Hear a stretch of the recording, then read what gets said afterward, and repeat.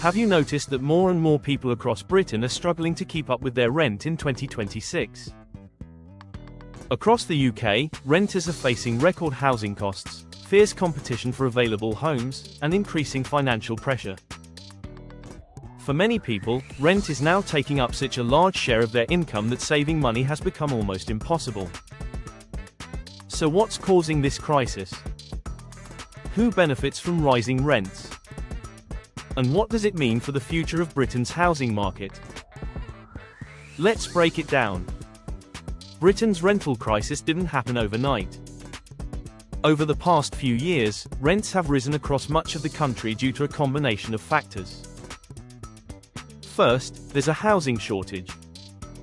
Simply put, there aren't enough homes available for the number of people looking to rent.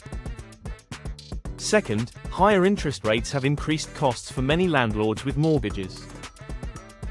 Some of those costs have been passed on to tenants through higher rents.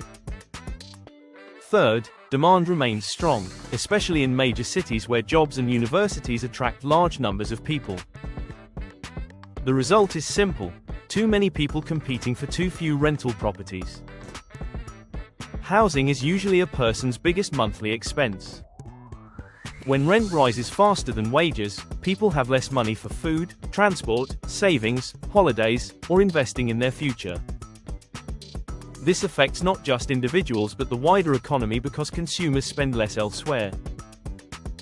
Some landlords benefit from higher rental income, especially those who own properties outright without large mortgage payments. Property owners may also see their assets increase in value as housing demand remains high. Renters are the biggest losers. Young professionals struggle to save for a deposit.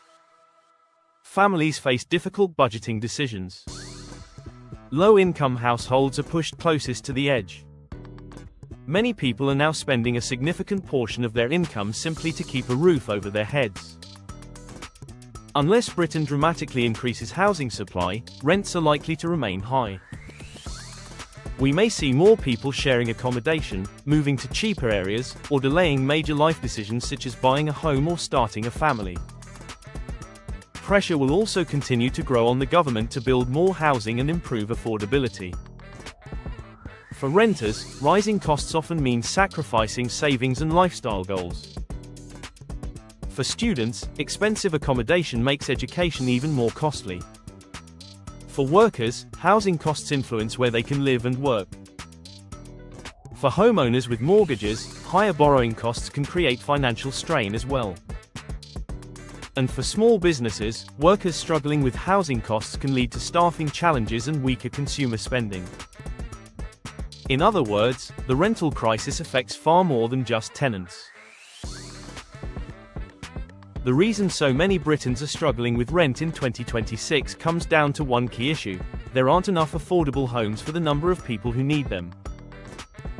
Until housing supply catches up with demand, many renters will continue feeling the squeeze. The question is, will policymakers find a long-term solution, or is Britain's rent crisis here to stay? Let me know your thoughts in the comments, and don't forget to like and subscribe for more news and analysis.